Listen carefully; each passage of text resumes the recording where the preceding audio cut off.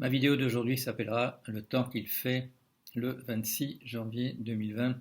Je renoue ainsi avec une vieille habitude qui était d'appeler mes vidéos Le temps qu'il fait un jour précis. C'est un petit hommage rendu à une maison d'édition où publiait quelqu'un qui est décédé maintenant, à qui je suis lié par alliance, le romancier Jean-Claude Pirotte. À une date encore tenue secrète et dans un endroit tenu secret, se réuniront bientôt les collapsologues pour un grand 2 journées de réflexion ensemble. Qu'est-ce qu'on va faire? On va réfléchir. On va réfléchir. Sera sûrement à l'ordre du jour l'idée de dissoudre le mouvement. Nous avons commencé à parler de l'effondrement et puis tout s'est précisé. L'effondrement n'aura pas lieu. Et donc, il faut que nous envisagions la dissolution. Non, je plaisante, bien entendu. Tous les jours qui passent, malheureusement, confirment l'effondrement. On me signale ce matin un grand article dans la New York Review of Books sur la collapsologie. Donc ça c'est voilà, c'est pas étonnant qu'on y pense de plus en plus. Pourquoi est-ce que je dis à une date tenue secrète dans un endroit tenu secret? Parce que vous savez, les gouvernements s'énervent, ils placent Extinction Rebellion aux côtés des djihadistes et autres terroristes d'extrême droite extrêmement dangereux. Qu'est-ce que ça veut dire? Ça ne veut pas dire que les gens d'Extinction Rebellion soient dangereux. C'est le baromètre de la peur des gouvernants. Ils savent qu'ils n'en font pas assez sur le plan d'essayer de nous sauver. Et que du coup, voilà, comme ils savent qu'eux ne vont pas faire grand-chose, ils considèrent à juste titre que les gens vont s'énerver de plus en plus et que donc il faut considérer les gens qui se préoccupent de la survie de l'humanité comme étant de dangereux terroristes. Alors c'est ça qui explique pourquoi on utilise maintenant des armes de guerre contre des manifestants. On n'a pas encore supprimé entièrement le droit de manifester dans les lois, encore qu'on essaye de le faire de manière subreptice, mais on essaye de décourager les gens d'aller manifester en leur disant si vous allez manifester, sachez qu'en face on tirera sur vous et que donc c'est vraiment dangereux, il vaut mieux pas le faire. Donc la démocratie déjà n'est pas en très grande forme. On s'est coincé dans des situations, j'en ai déjà parlé longuement, où des régimes de type ultralibéraux s'arrangent pour n'avoir en face qu'une opposition ridicule, complotiste, ne présentant que des idées qui ne tiennent pas debout, ou alors des choses qui rappellent de manière tellement flagrante l'ancien nazisme, le fascisme italien et compagnie, que ça décourage quand même un nombre considérable de gens de s'y rallier. Un autre élément, c'est je vois ça devant moi, le Parisien le journal qui nous dit pas d'affolement, coronavirus, c'est pas le moment de s'affoler, etc., etc.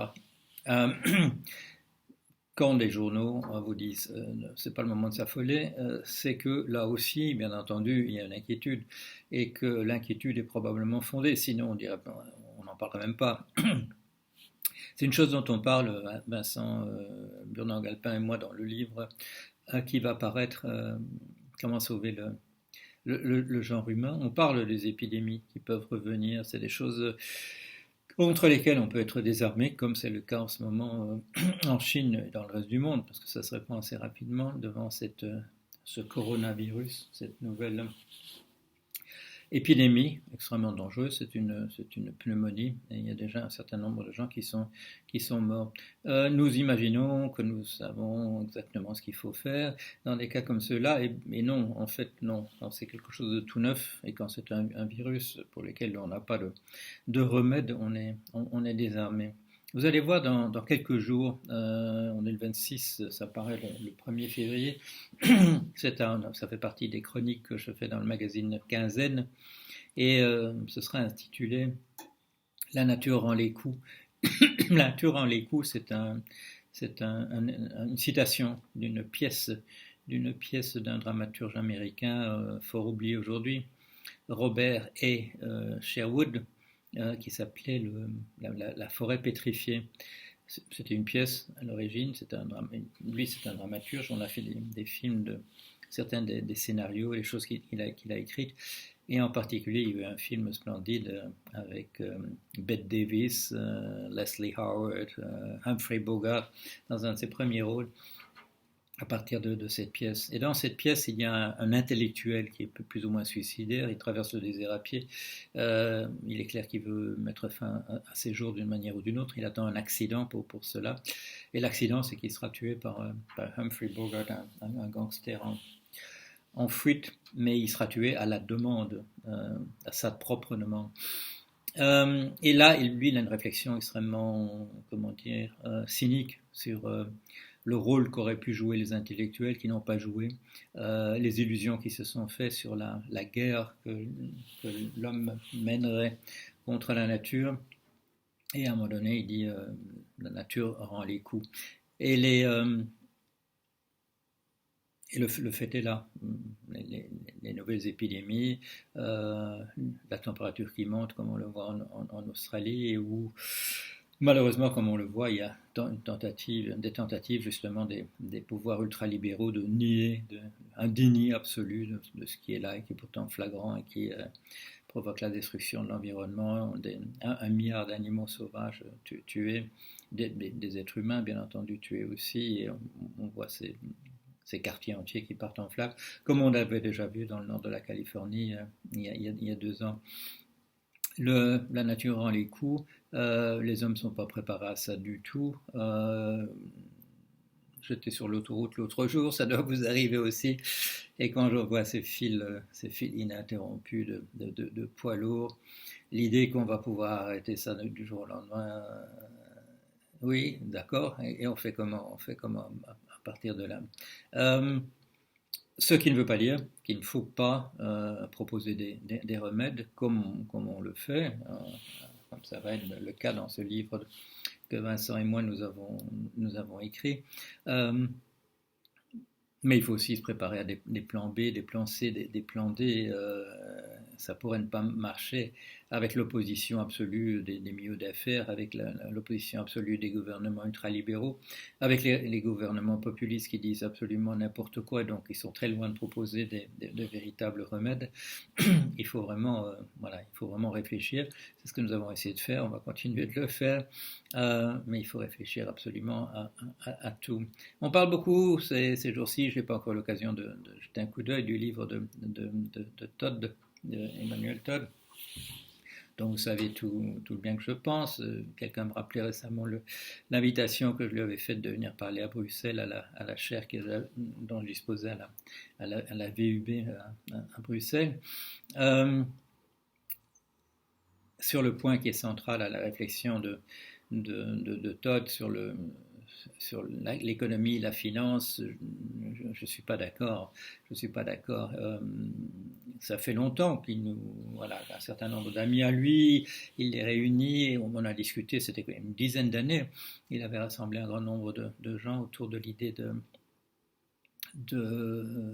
comment ça s'appelle, de refermer les frontières, ça a un nom qui me reviendra, et ça me paraît, pour moi c'est pas une solution, c'est une solution du XVIIIe siècle. Regardez quand Trump l'applique, ce que ça donne, c'est fondé sur une mauvaise analyse, c'est fondé sur, déjà, comme je le dis, déjà à l'époque de Ricardo, en 1810, ça pourrait plus s'appliquer comme un principe. Le protectionnisme, voilà le mot que je cherchais, le protectionnisme. L'économie est devenue beaucoup trop compliquée, elle est de fait globalisée avec les marchés financiers.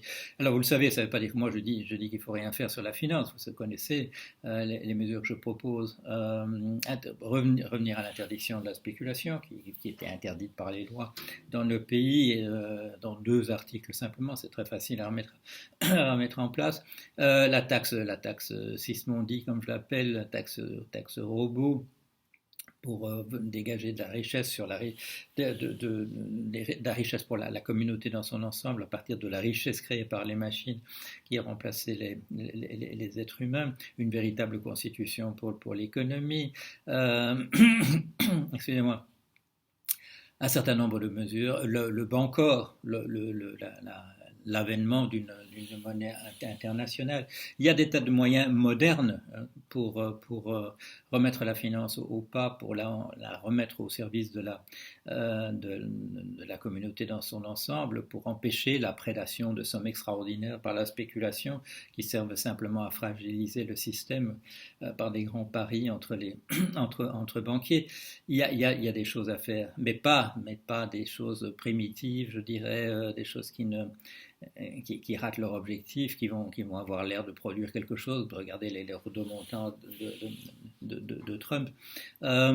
Quand Todd a un mot aimable pour Trump, parce qu'il remet en place le protectionnisme, c'est, excusez-moi pour le point Godwin ou les 10 points Godwin que je vais recevoir, c'est comme de dire que finalement Hitler, il aimait quand même bien son chien. Ça n'a pas de... C'est tout à fait à côté de la plaque et c'est dangereux. C'est dangereux de dire un mot aimable envers Trump d'une manière ou d'une autre. Alors sur le plan sur le front Trump, je vais terminer par là. Vous allez voir les journaux en disant oui, bah, ce qu'on avait dit, qui allait se passe, les républicains font front, etc. Oui, mais non, c'est pas ça qui se passe. Ce qui se passe, c'est que Trump est obligé de se défendre et que les républicains sont obligés de le défendre et qu'ils sont obligés de sortir de leur tanière et de venir avec des arguments juridiques qui tiennent pas debout, etc. Et que tout le monde peut l'entendre si on veut écouter ça. Rappelez-vous, nous on venait de la position de Trump, chasse aux sorcières, hoax, fake news, canular, etc. Tout ça n'existe pas. Où il faisait semblant, qu'il pouvait simplement ignorer ça. Non. Il y a un tribunal, il y a un jury, et il y a des gens qui essaient de le défendre. Et bien entendu, il est très difficile à défendre sur le plan constitutionnel et sur tous les plans. Ce que vous pouvez imaginer, non, il est obligé de se défendre, et ça, la défense, quand on fait en sa faveur, tout ça n'est pas brillant, tout ça n'est pas très convaincant. Je vous ai montré les chiffres l'autre jour. Même parmi les républicains, il y a 70%, 69% de gens qui s'affirment républicains qui demandent à ce que des témoins viennent témoigner à ce procès. Non, il est en très mauvaise posture. Pourquoi est-ce qu'il va rameuter les anti-avortements? Pourquoi est-ce qu'il va rameuter les gens qui sont en faveur des armes? C'est pas un signe de force, c'est un signe de faiblesse. C'est parce qu'il sait que seulement par la sédition, il pourra encore s'en sortir. Alors, ces choses-là évoluent, elles évoluent finalement quand même assez vite. On va voir ce que ça va donner, mais c'est pas plié d'avance comme malheureusement vos journaux, dans une sorte de défaitisme absolu. Je crois que c'est ça qui accompagne l'effondrement. C'est pas du tout malheureusement si au niveau de certaines personnes, un branle-bas de combat en disant voilà on va se défendre. Sinon de l'autre côté des gouvernements, on raidit les positions, on constitue des espèces de forts chabrol autour de l'ultralibéralisme et en espérant que tout ça va se passer, comme que les gens vont se fatiguer ou qu'alors qu'en tirant dans le visage des manifestants, on va décourager les gens d'être fâchés. Très très mauvais calcul, très dangereux aussi à courte ou à moyenne échéance. Donc malheureusement, quand nous les collapsologues nous réunirons en secret à une date non précisée, je crois que nous n'aurons malheureusement pas assez des 2 jours que nous avons prévus. L'humanité n'est pas engagée dans la bonne voie. Si, il y a des choses sympathiques, il y a Greta Thunberg, il y a l'élan des jeunes autour de ça. Mais vous savez, tant que les jeunes ne peuvent pas voter, et donc leur voix n'apparaît pas véritablement en surface. Ce sont comme aux États-Unis, ce sont les vieux imbéciles, plus ou moins gaga déjà, qui décident des choses. Voilà, un petit point un dimanche matin. Allez, à bientôt.